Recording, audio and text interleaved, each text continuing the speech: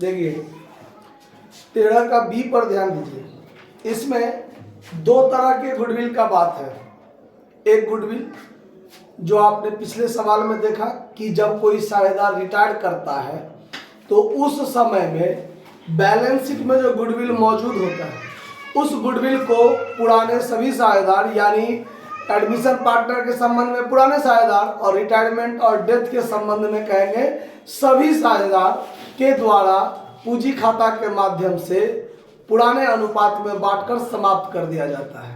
और एक होता है जब कोई साझेदार रिटायर करता है उस समय में जो रिटायर करता है उसका हिस्सा मूल्यांकन की गई गुडविल यानी उस समय में जिस समय रिटायर करता है उस समय में ख्याति का जो मूल्यांकन किया गया होता है उस गुडविल में जो रिटायर किया उसका हिस्सा कितना वो उसको दिया जाता है उसके पुराने अनुपात। ठीक है, और उसको देते हैं कौन? तो जो बचे हुए साझेदार हैं वो देते हैं। ठीक, कौन से अनुपात में देते हैं? तो गेनिंग रेशियो में देते हैं। तो वह दोनों वाला बात इसमें आपको करना पड़ेगा। तो सवाल में कहता है कि टॉम, डिक एंड हैरी जो है वो साझेदार है जो 5-3-2 के अनुपात में लाभ को क्या करते हैं? विभाजन करते हैं। टॉम रिटायर करता है, अवकाश करता है और उसका हिस्सा डिक और हैरी ने 1:4 में लिया। अब यहाँ क्लियर कर दिया कि जो साझेदार रिटायर कर रहा है, टॉम जो रिटायर कर रहा है तो उसका जो हिस्सा है वो डिक और हैरी ने 1:4 में क्या कर लिया? प्राप्त कर लिया। तो गेनिंग रेशियो तो क्लियर कर दिया, तो हमको निकालने की जरूरत है नहीं। फर्म के पुस्तकों में ख्याति 50,000 विद्यमान है, परंतु अब टॉम के अवकाश ग्रहण करने के उद्देश्य से ख्याति को 1.5 लाख रुपया पर मूल्यांकित किया गया। अब देखिए बैलेंस शीट में 50,000 गुडविल पहले से विद्यमान है, उसको तो समाप्त करना है, लेकिन जब ये टॉम रिटायर कर रहा है उस समय में ख्याति को 1.5 लाख पर वैल्यूएशन किया गया है, लगाया गया है। और टॉम का अवकाश ग्रहण करने पर ख्याति के लेखांकन के संबंध में आवश्यक जर्नल प्रविष्टि कीजिए। अब यहाँ पर आपको थोड़ा सा वर्किंग नोट करना पड़ेगा। क्या?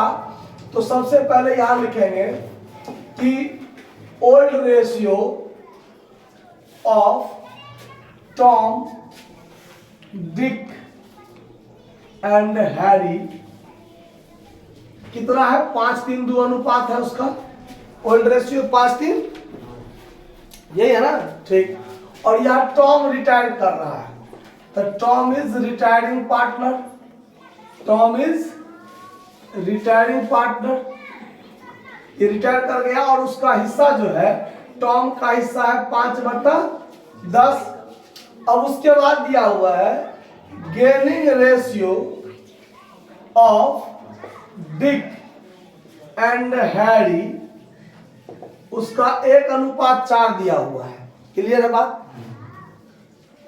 डिक और हैरी ने 1:4 में लिया तो 1:4 क्लियर है।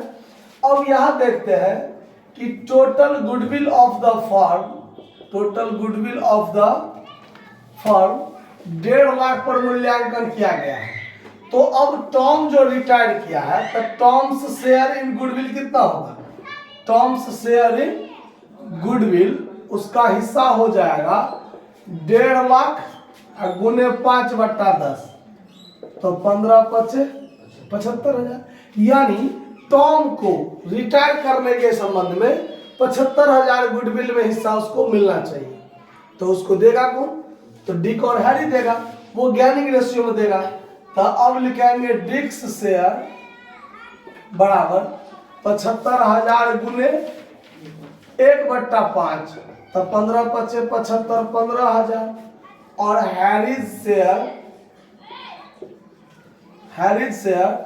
75,000 गुने 4/5 15×4 60,000। क्लियर बात? और एक दूसरा वर्किंग नोट आपको कर लेना है कि RS 50,000 गुडविल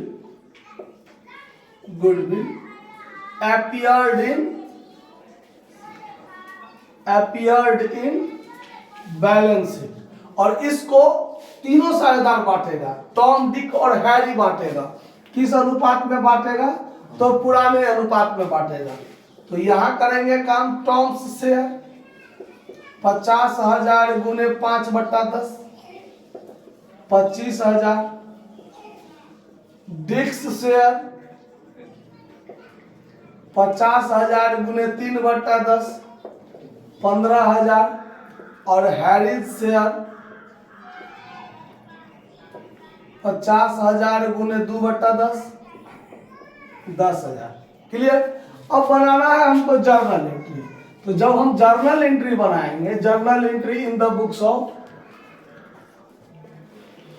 फर्म, ठीक है। तो अब क्या होगा, तो अब टॉम को 75,000 मिलेगा, देगा कौन, डिक और हैरी। तो जो शायद रिटायर करता है उसको जो गुडविल में हिस्सा दिया जाता है गेनिंग अनुपात में, तो उसके लिए एंट्री होता है remaining partners capital account debit. तो Dick's capital account debit, Harry capital account debit,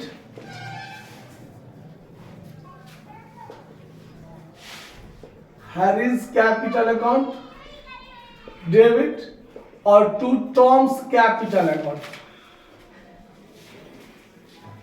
कितना कितना दिया, 15,000 डिक दिया, 60,000 हैरी दिया, तो टॉम को कितना मिल गया, 75,000।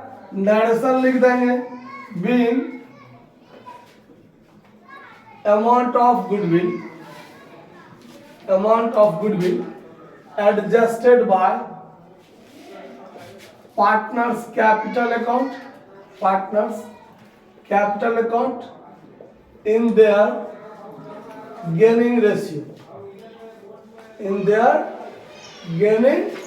रेशियो। हो गया। अब यहां पर काम करेंगे कि एक एंट्री बनेगा, ये जो पुराने सब साझेदार बैलेंस शीट में गुडविल था उसको बांटकर समाप्त किया गया, उसके लिए एक एंट्री बनेगा। तो एक एंट्री इसके लिए बना दीजिए। तो इसके लिए क्या होता है, तो ऑल पार्टनर्स कैपिटल अकाउंट दिया टू गुडविल, ये एंट्री होता है। तो अब इसके लिए काम करेंगे, Tom's capital account D R,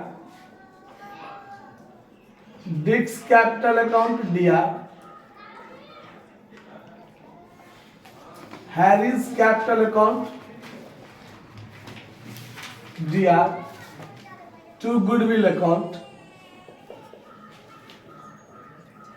being, यहां ये भी नरेशन आप लिख सकते हैं, goodwill written off by all partners capital account in their old ratio,